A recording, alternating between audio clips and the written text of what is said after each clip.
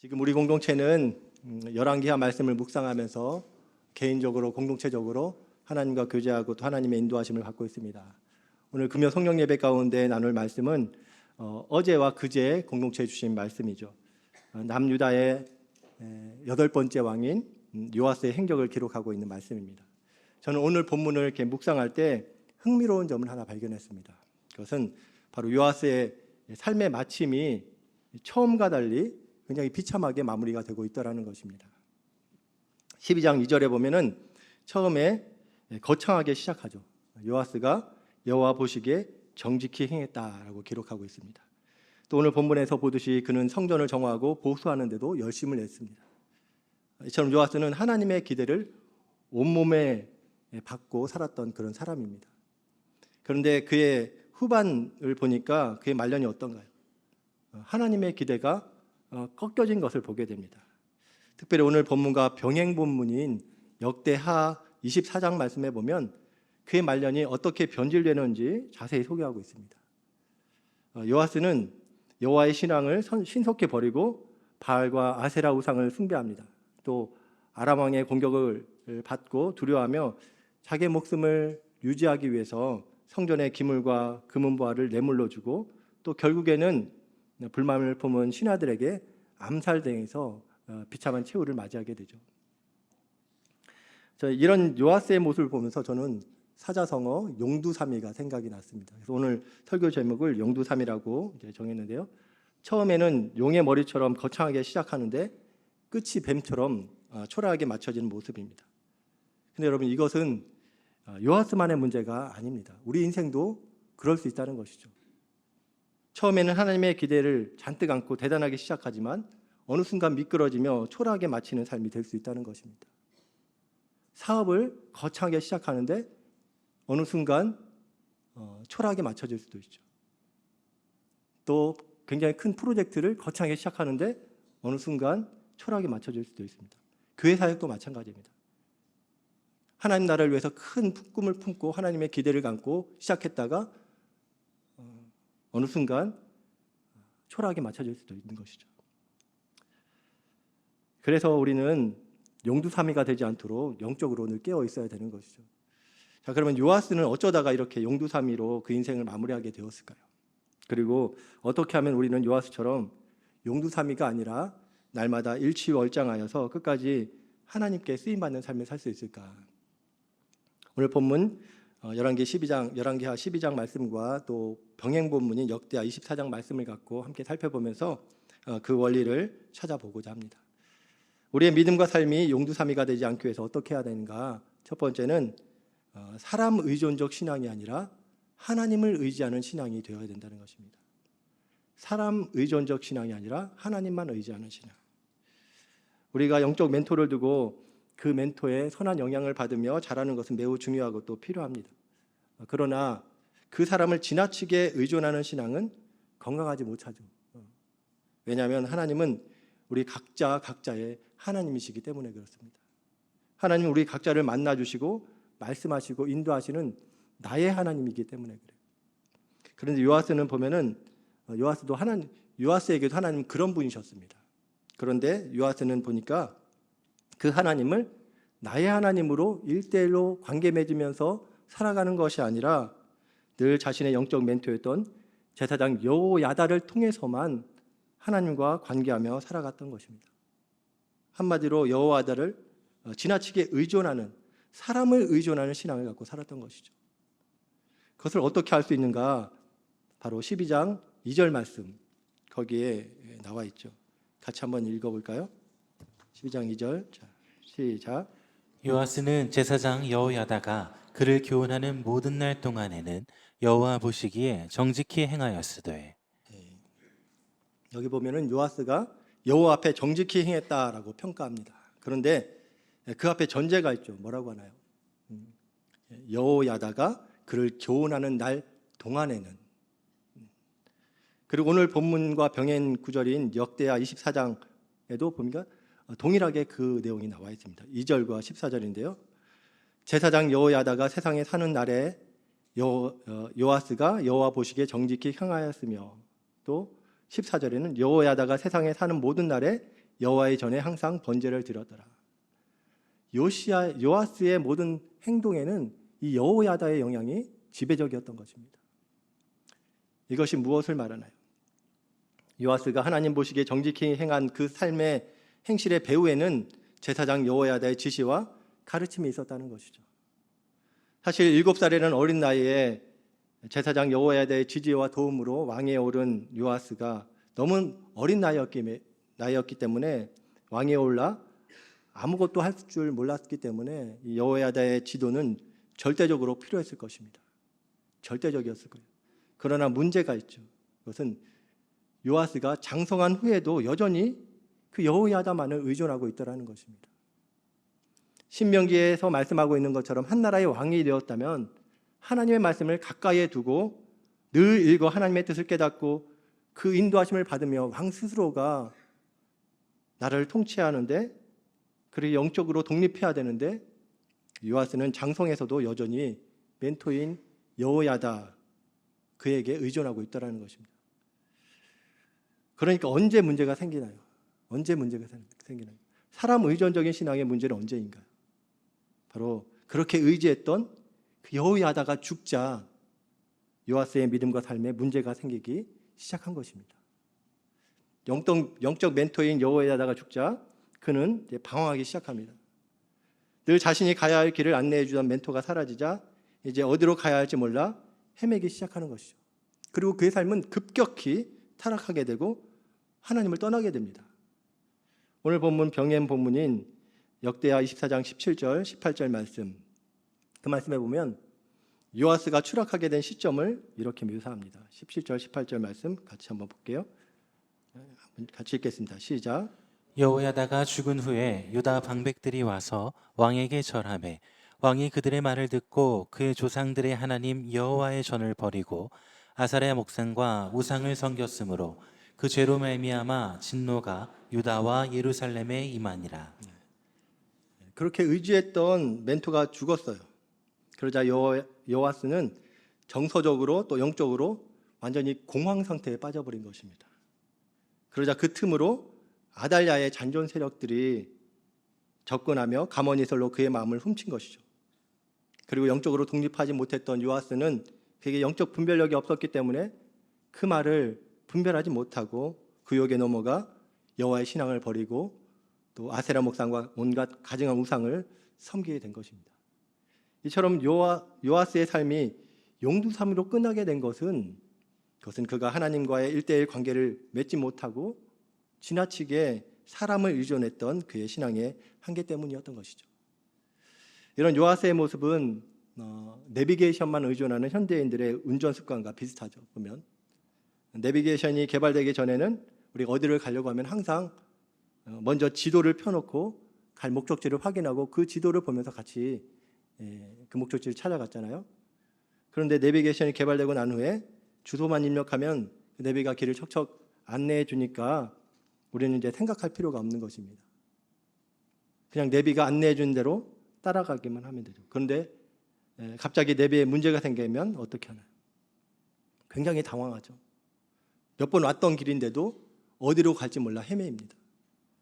우리의 신앙과 삶도 마찬가지라는 것이에요.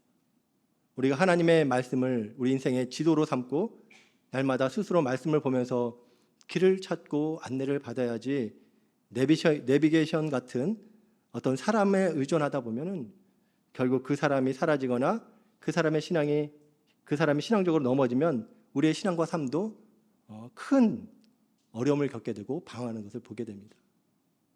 주일에 목사님을 통해서 전해지는 그 하나님의 말씀만 하나님 말씀으로 받고 개인적으로 집에서 또 시간을 내서 개인적으로 성경을 읽고 또 묵상하고 기도하는 생활을 하지 않는다면은 그것도 동일하게 사람 의존적인 신앙으로 빠질 수 있다는 것입니다.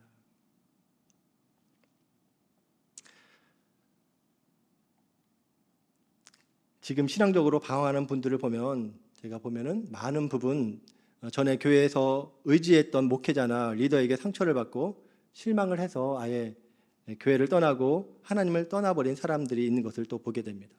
물론 그분들을 그렇게 만든 지도자들의 이중적인 태도도 문제입니다.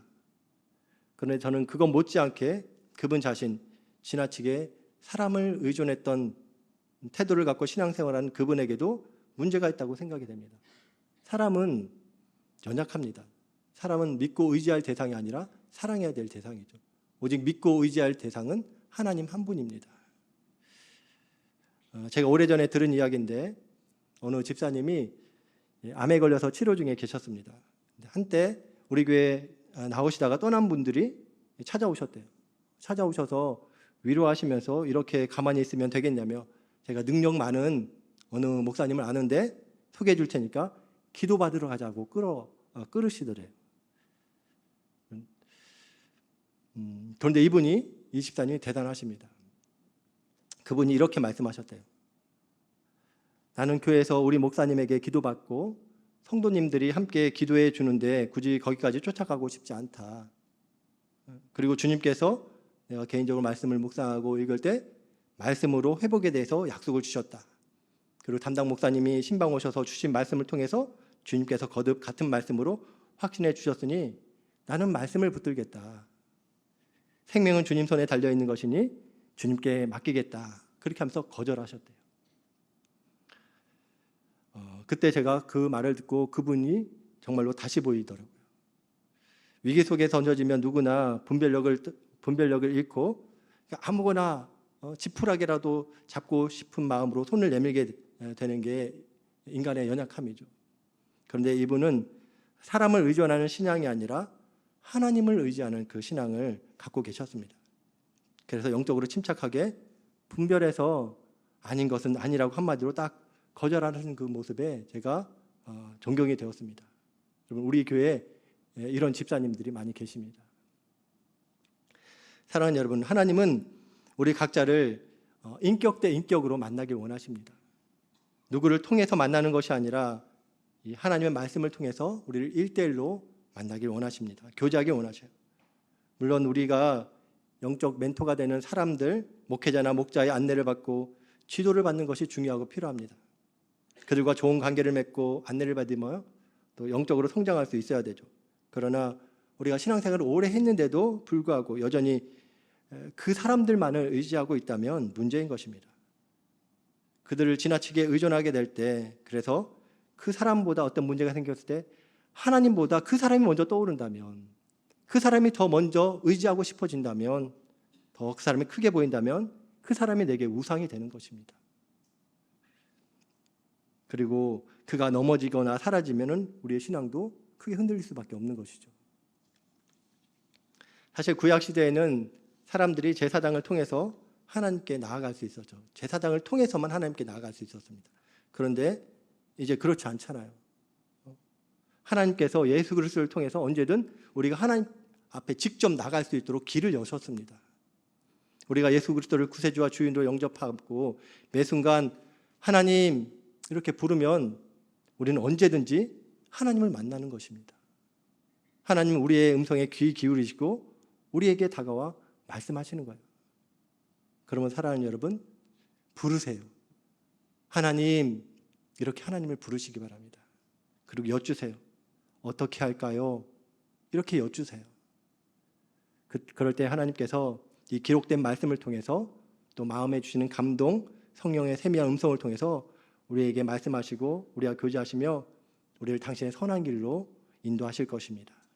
바라기는 이렇게 사람 의존적인 신앙이 아니라 하나님만을 의지하는 그런 우리 모두가 되길 바라고, 그래서 처음부터 끝까지 하나님께 존귀하게 쓰임받는 우리 모두가 되기를 주님의 이름으로 축원합니다. 아멘. 두 번째로 우리의 믿음과 삶이 용두사미가 되지 않기 위해서 어떻게 해야 되는가? 두 번째는 바로 처음 은혜를 잊지 않고 처음 마음을 붙잡아야 된다는 것입니다. 요아스의 신앙과 삶이 용두사미가 된 것은 보면은 그가 앞서 제가 말씀드린 대로 영적인 멘토인 여호야다, 그 사람을 너무나도 의존했던 그 신앙의 태도의 문제였죠. 그런데 또 다른 문제는 그가 어떻게 해서 그가 왕위에 오르게 되었는지, 그가 처음 받은 그 은혜를 잊고 처음 마음을 붙들지 못했기 때문입니다. 그것을 우리는 역대하 24장 18절에서 22절 말씀을 통해서 확인하게 되죠. 같이 한번 볼까요? 역대하 24장 18절에서 22절 말씀. 자, 띄워주세요. 안 나오나요? 네. 자, 보면은 그 말씀의 내용을 제가 설명을 드릴게요. 나왔네요. 18절 같이 한번 읽어볼까요? 자, 시작. 그의 조상들의 하나님 여호와의 전을 버리고 아세라 목상과 우상을 섬겼으므로 그 죄로 말미암아 진노가 유다와 예루살렘에 임하니라. 그러나 여호와께서 그들에게 선지자를 보내사 다시 여호와에게로 돌아오게 하시라 하심에 선지자들이 그들에게 경고하였으나 듣지 아니하니라.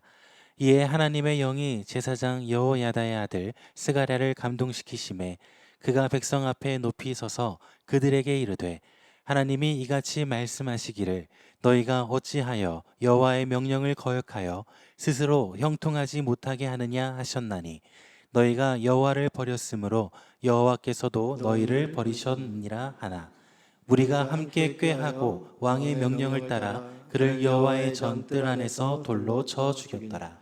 요아스 왕이 이와 같이 스가랴의 아버지 여호야다가 베푼 은혜를 기억하지 아니하고 그의 아들을 죽이니 그가 죽을 때에 이르되 여호와는 감찰하시고 신원하여 주옵소서 하니라. 여기 보면은 무슨 내용인가요?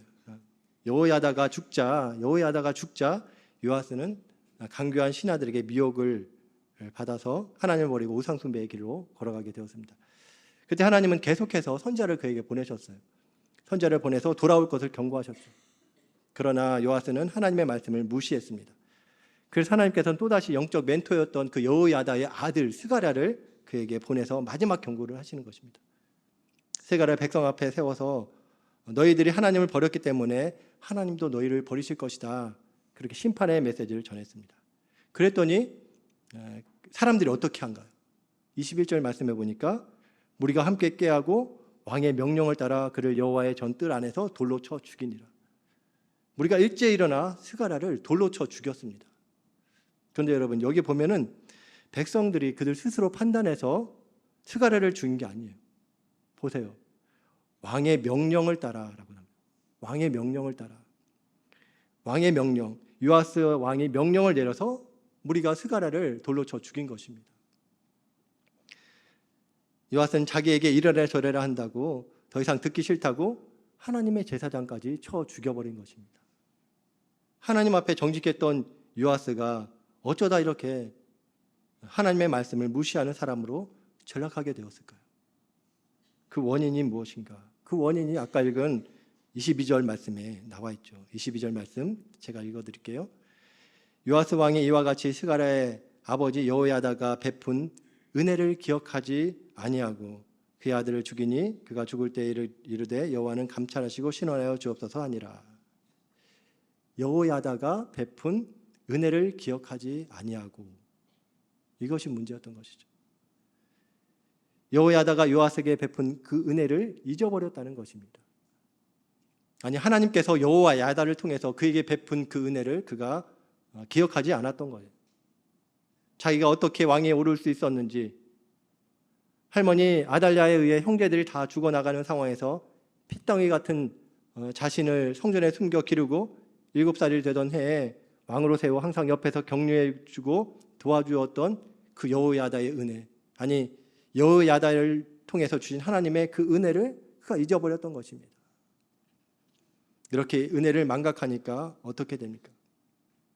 지금까지의 일들이 하나님의 은혜가 아니라 그냥 다 자기가 잘나서 이룬 자기 업적으로 되어버린 거예요.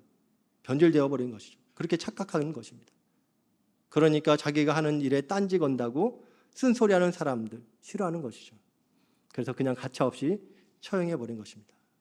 그리고 하나님으로부터 점점 멀어지며 뱀의 꼬리처럼 추한 모습으로 전락하고 만 것이죠. 이것이 처음 은혜를 잊고 처음 믿음을 붙들지 못한 요아스의 삶이었고 용두삼으로 마치게 된 그 원인이었던 것이죠. 근데 여러분 우리도 마찬가지입니다. 우리 삶 가운데 우리의 삶에도 우리 삶에 계속해서 하나님의 은혜가 머물게 하고 끝까지 하나님의 능력으로 쓰임받기 위해서는 우리 역시 우리의 처음 모습이 어땠는지를 기억하고 그 가운데 하나님께서 어떤 은혜를 우리에게 주셨는지, 또 어떻게 함께 해오고 오셨는지 기억해야 되는 것입니다. 처음 받은 그 은혜, 그 믿음을 붙잡고 살아야 되는 것이죠. 사랑하는 여러분, 우리의 처음 모습이 어땠나요? 우리의 처음 모습. 우리 역시 요아스처럼 죽을 위기에 놓였던 사람들입니다. 성경은 이런 우리의 모습을 이렇게 증언합니다. 에베소서 2장 3절 말씀해 보면 이렇게 말씀하시죠.